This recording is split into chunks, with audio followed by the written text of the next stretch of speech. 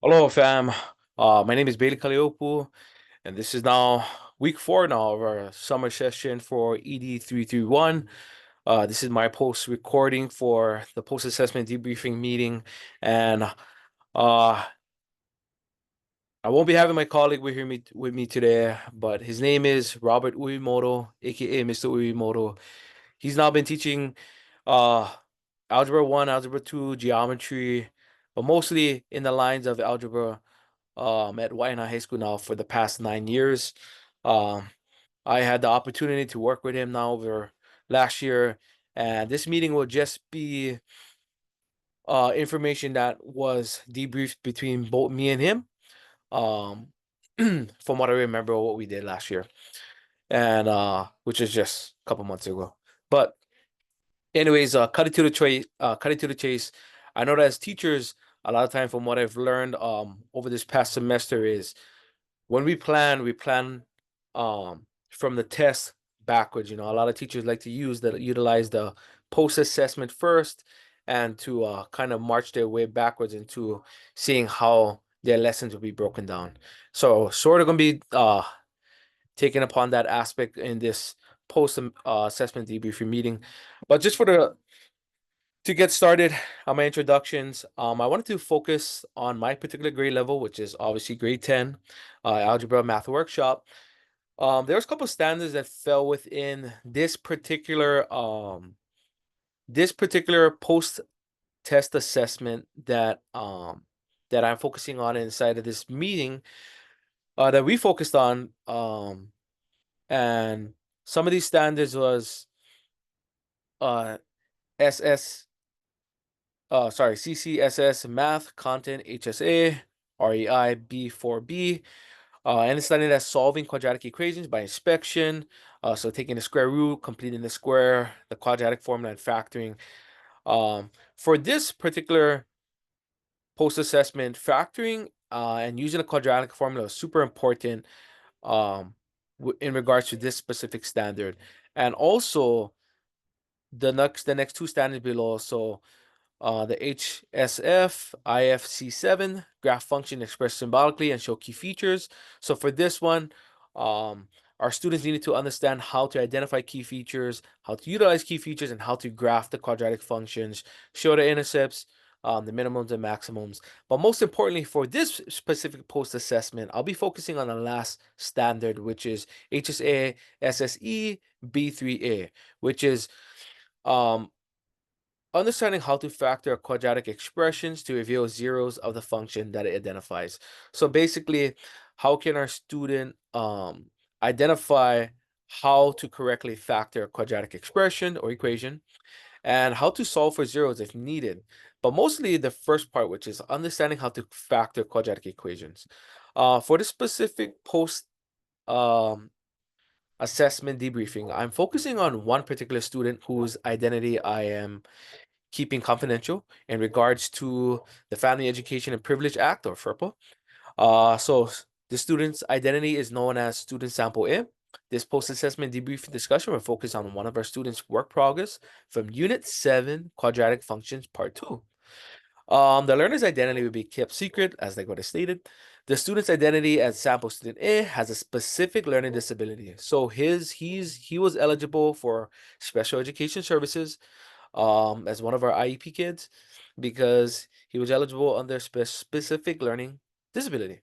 The student's name been crossed out on the following archives that we're about to go over in regards to the FERPA and protecting student identity and student information.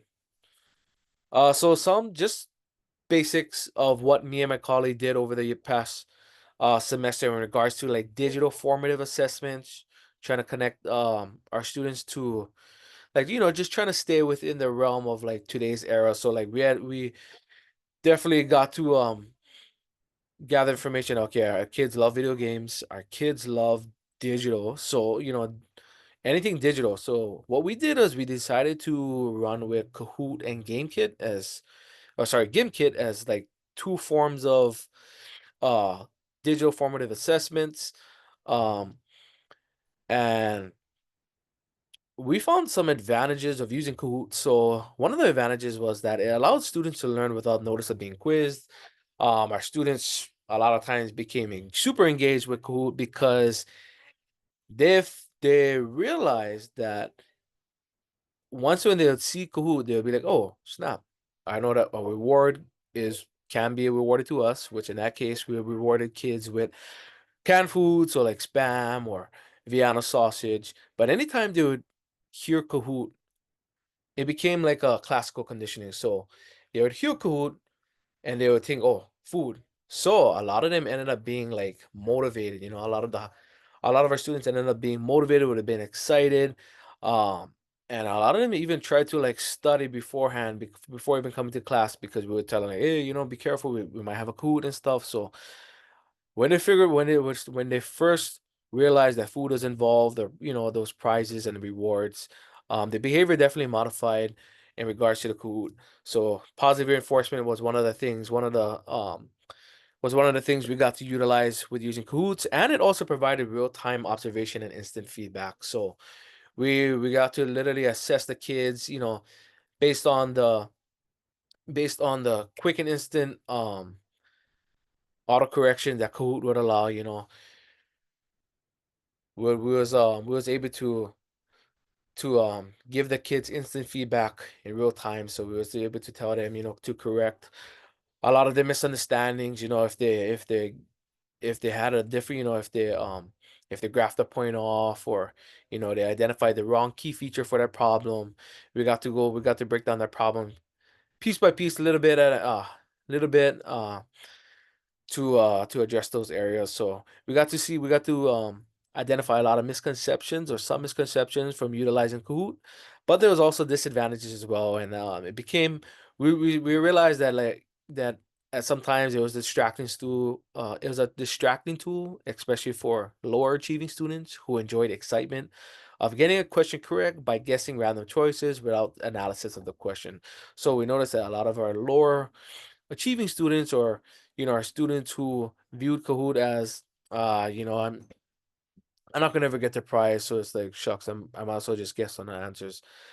A lot of times whenever we would try to utilize Kahoot as like an informal quiz, we wouldn't tell the kids that it was a quiz, but like we would just tell them, hey, Kahoot, you guys have a chance to win a prize and stuff. So a lot of our lower achieving students mostly enjoyed the excitement of getting the answer correct while guessing, instead of actually putting the thought and effort in in actually understanding the question. GameKit, another one, was a little bit below behind was behind was l- sorry, was more below in our liking than Kahoot. It is same, so advantages, it was like it allows students to learn without notice being quizzed, so just like Kahoot. It also provided some real-time observation and instant feedback, but it had more disadvantages than Kahoot because it became more distracting for all learners, as the reward became bragging rights to who had the most elimination points, or in this point, kills. So this game in particular, the snowball game on the side, is what you guys see. This is one of the games, and in order for the kids to have snowballs, they would have to answer the math algebra 2 question correct. And a lot of times, well, we noticed quickly after the first game that the kids started guessing on most of the answers. So the distribution of responses from students indicated that the majority of students guessed when answering the question. And because they would rephrase the same question over and over again after the cycle was done, they would just sort of mix up the questions. We noticed that, yeah, okay, a lot of the students just ended up guessing on most of the questions, but they ended up developing the pattern of correct answers. So even though they'll switch the questions would switch every so often, it would still be the same question. So at the end of the day, the kids would not by analysis understand like, okay, that's the right answer, but more of like repetitive, like, oh, okay, I've seen that before. That's the right answer. So we got rid of that real fast. And to be honest, we just stood at the traditional formative assessment known for math, which was um our typical entrance ticket or bell work. So I took this information from one of my community of instruction observations that I had, and this particular one focused particularly on top one lesson plan, which was unit 7. You know, it's within unit 7, and this bell work on a Wednesday morning, me and my colleague prepared for class by determining the most appropriate mathematical skills to utilize for the bell work, which would allow for students to review the skills of the previous day and prepare for the day's objective. The goal of the student's learning objective, or for the lesson, was to have all students be able to factor equations using 2 or more factoring methods at a time. The lesson, which was titled 7.1 Combining Factoring Methods, was created to cover the 4 most important factoring methods that student would see in a test and coming up units. So the 4 most important factoring methods student had to learn was greatest common factor (GCF), normal factoring, which is NF, difference of squares (DOS), and factor by grouping (FBG).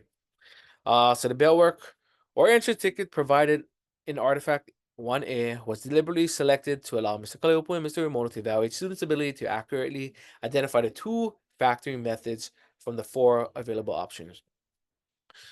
It aimed to assess the student's retention and mastery of the skill of factoring for a single equation. So basically, we gave them this bell work right here that is provided below, and in this bell work, they had to identify um they had to correctly identify first what is the name of both of the factoring methods. So for number 1 and number 2, they had to guess between the 4 factoring methods explained above. So out of the 4, which is greatest common factor, normal factoring, difference of squares, or factor by grouping, they had to identify what was 1 and what was 2. So what are the names of them? And also, they had to correctly factor both of them as well. Um, One thing that we identified with student sample A1 was that he was able to correctly factor number 2. So for this one right here, he was able to correctly factor number 2, which was an example of normal factoring, but he was not able to correctly identify which one of the factoring methods was number 2. As for question or number 1, he was able to correctly identify what was the factoring method. So he identified GCF, which is correct, but he was not able to identify the correct or how to correctly factor number 1, which his answer should have been a 7. So a 7 should have been outside of here instead of a 2. So that was one of the just quick assessments that we noticed straight off the back within the first 5 minutes of classroom, in regards to this specific assignment.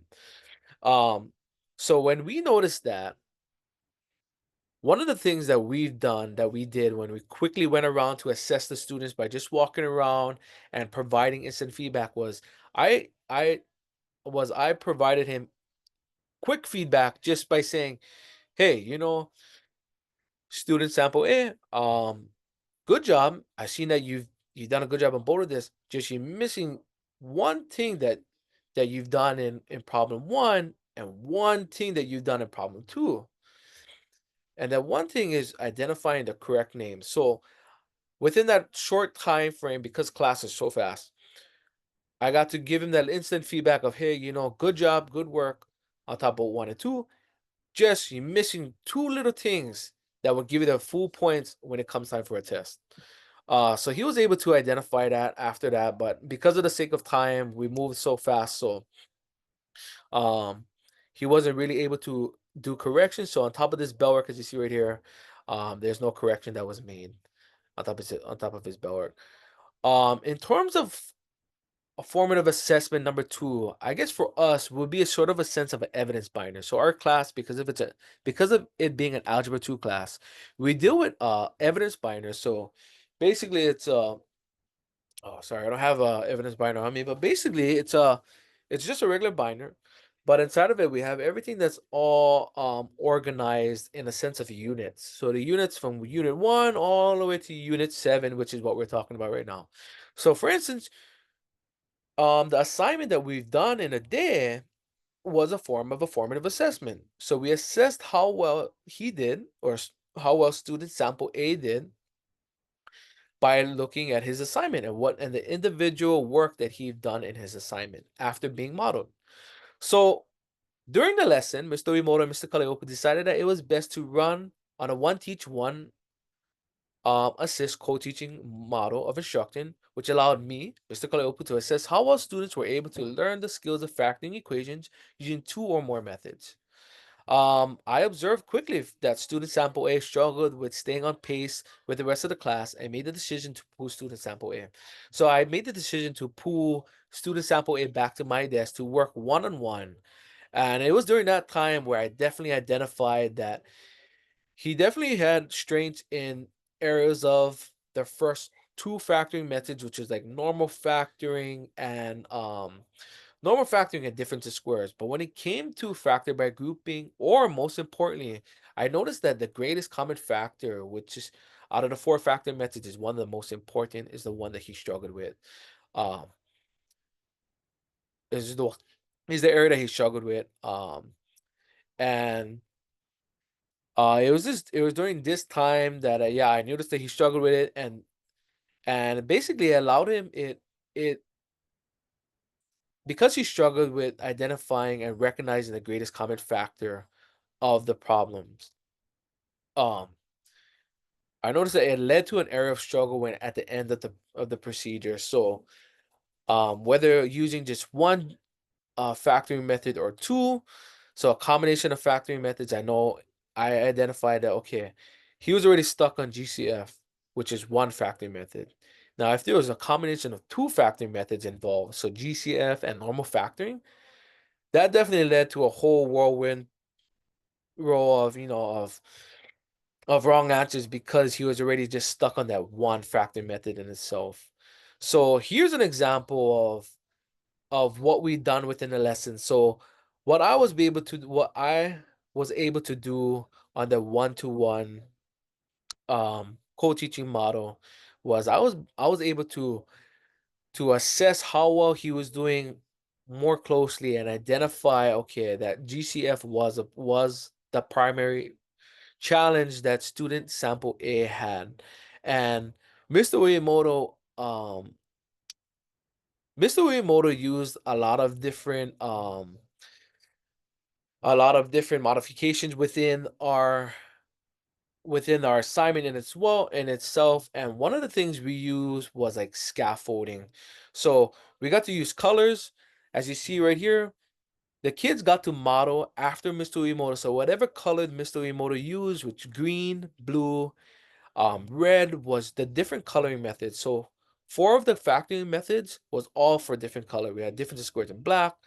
Um, we had normal factoring in blue, factor by grouping in green, and GCF was red. So the kids was able to quickly identify, okay, what factoring methods belong to what color. Another thing what we did was modeling. So Mr. Uemoto and both me while walking around or while being one-on-one, got to model to each student of what each example looked like. So these example sections was the modeled sections of what we did, and the students just copied what we was able to do by either color or by notes. And then the independent practice was what they did on their own. So after they was modeled on each section, and also each section was chunked. So we would go by section by section. So example one, we would model the example. And then the kids will go to practice example number one, which is the independent practice on this side. And basically they would reiterate or they would follow the steps of what we took in example one. And then we'll go by chunks. So example one, and then independent practice one, example two, independent practice two, example three, and so on and so forth. But just by identifying and looking at his assignment, me and Mr. Uemoto assessed that he did fairly well with copying. And in terms of student sample A, this is actually good work that we've gotten from him throughout the entire year that we had him. He had great color, he had great notes. His notes was organized and clear from what we've normally gotten from him. Everything was in place. And one thing that we've noticed though was just how difficult this assignment really is. And really it is a lot. Uh combining factors, and that was the whole main point, was just 7.1 was really difficult because it was combining not just one factor but two factors, so two factor methods, which is why we utilize a lot of color. And what we'll see down here is that student sample A actually stopped utilizing the color when he was in during his independent practice. And you can see he just looked like um he just started writing notes after just a regular pencil, which a lot of times what we tell the kids is that's one of the challenging things, because when you go back and look at all your notes or while in the process, you can get lost in the sauce without using different colors. So I can see that he's done different fracting methods all over here. It's just all in different colors, which for the most part, his final answers does look okay.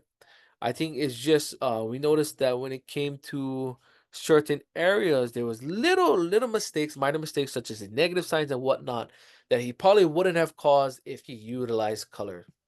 Um, so that was our next formative assessment that we assessed.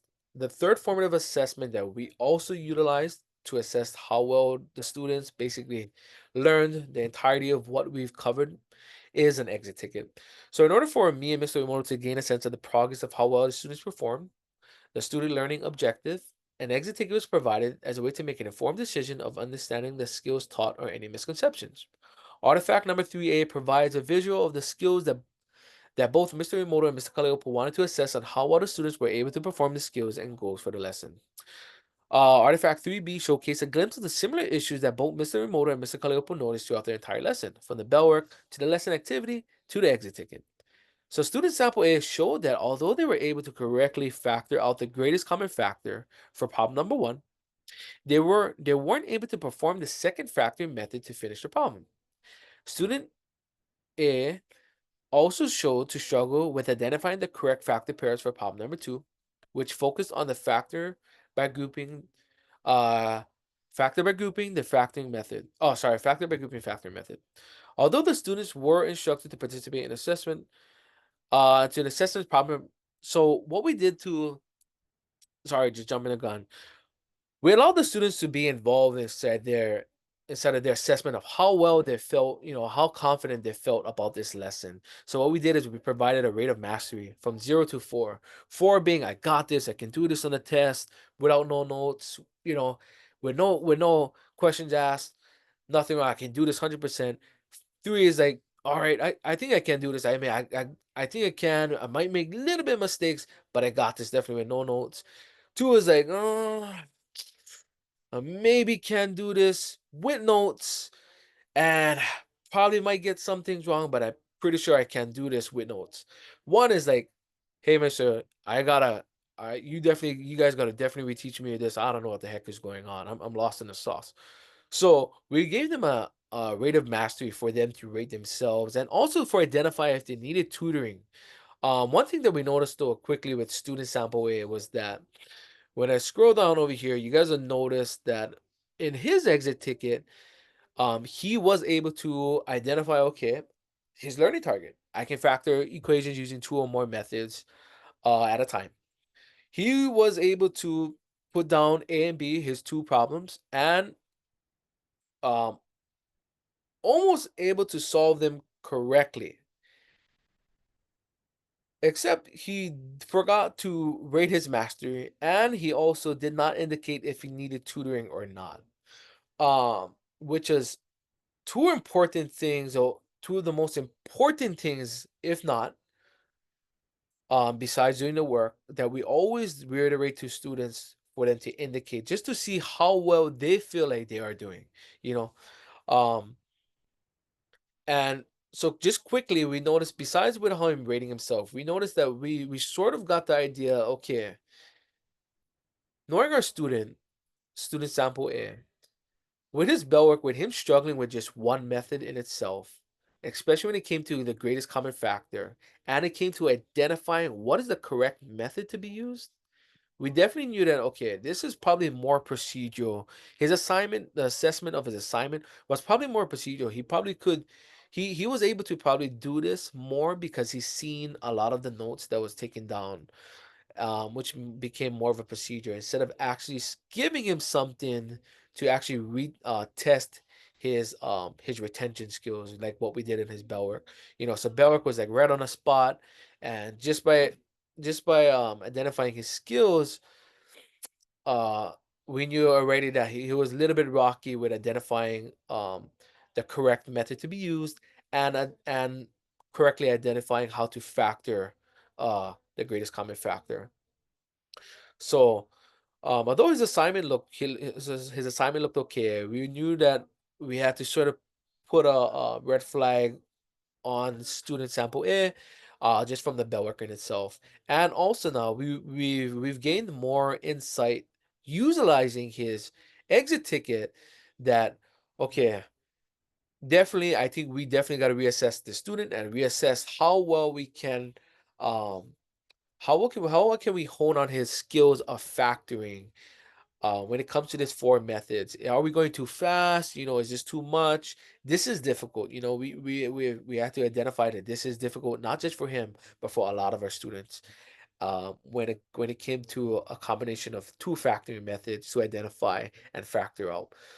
So one of the things that we did was, in order to effectively plan for instruction, both me and Robbie, or Mr. Remoto, spent time during period 1, lunch and non-instructional time, and during period 4 to come up with a game plan on how well we could adjust and revise the lesson uh, for a lot of our student traits, including student sample A, and to target the areas of difficulty experienced by student sample A and his class and the classmates. Uh, we devised a plan of two version lesson that would emphasize certain abilities to aid students in strengthening and understanding the learning.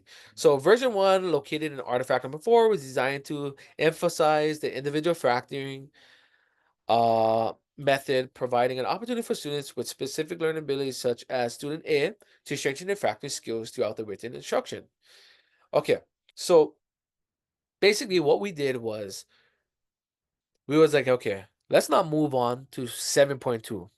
Let's stay on 7.1, the concept of 7.1 with factoring, utilizing the four methods. But let's sort of regroup our thought, and let's break down our lesson into two different groups. So I didn't provide the second one, the second practice that we did, but I provided the first one for the first group. And for this first group, um this is version number 1. So this is for a remediation of factoring equation group. This was just basically a skills of like remediation skills. So a lot of our students, especially for student sample A, understood how to factor. But this group, if the students belong to this group, like as student sample A, this group wasn't combining factoring methods, but utilizing one in itself. So basically, what we did was we provided them with two factoring methods. Out of the 4, we gave them two factoring methods. For instance, their instruction was factor each of the following equations using difference of squares. So the kids knew that from 1 to 12, all of these were difference of squares. So they knew, okay, I know the procedure for difference of squares, and they could do that. Also, we didn't give them what is 13 to 24, but they could identify that 25 to 36 was GCF. So just by these two, difference of squares and GCF, they knew, okay, 1 to 12 is difference of squares, 25 to 36 was GCF.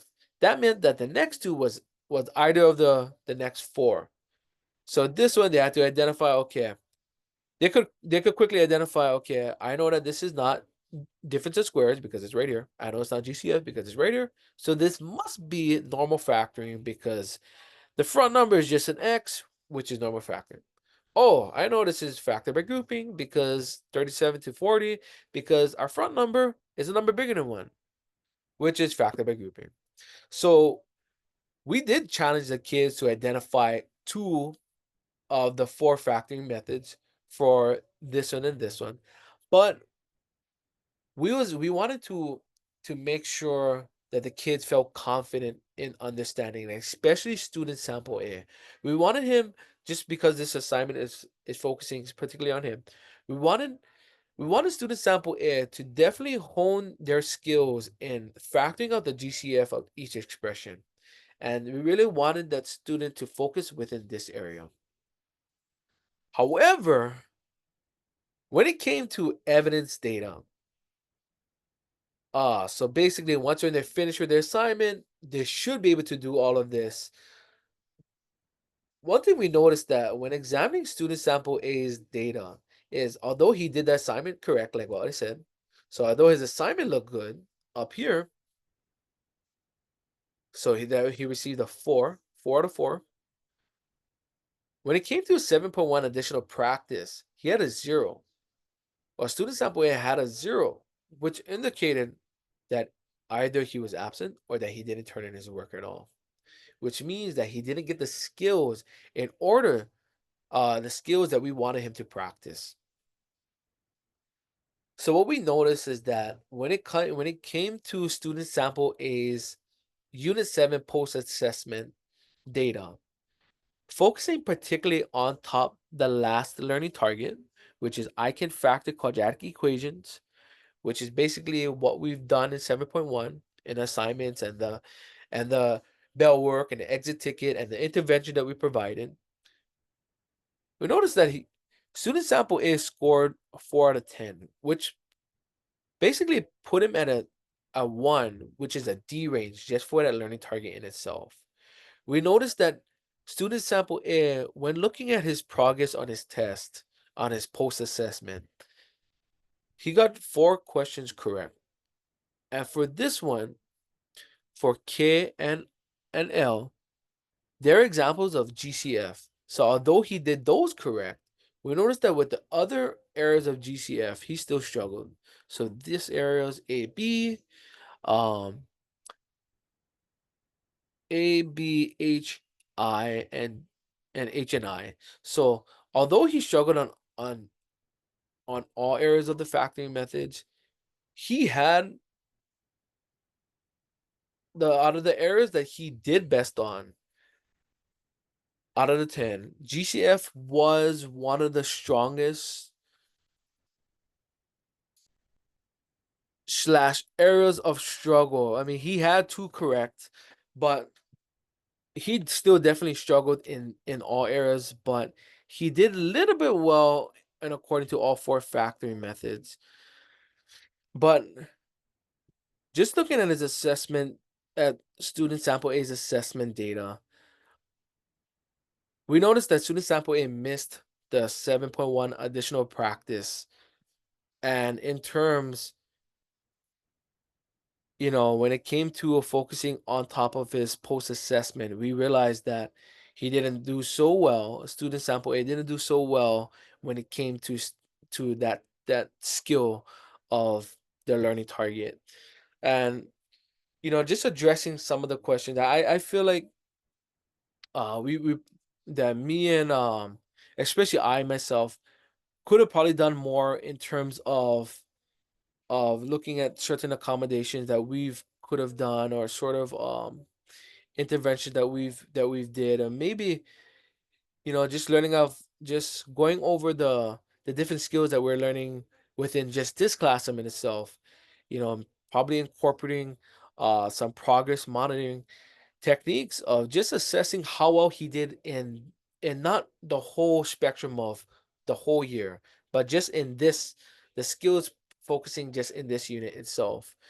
So probably giving him some probe questions and stuff, and analyzing how well is he making progress within just this unit in itself. But we did definitely get to um we did definitely get to utilize accommodations, which was one, pulling him back from the regular from his classmates to a more one-on-one approach. And also we got to utilize scaffolding, colors, as you see inside the assignment. So we got to utilize colors, we got to utilize the scaffolding skills, chunking of assignments, and um and we got to assess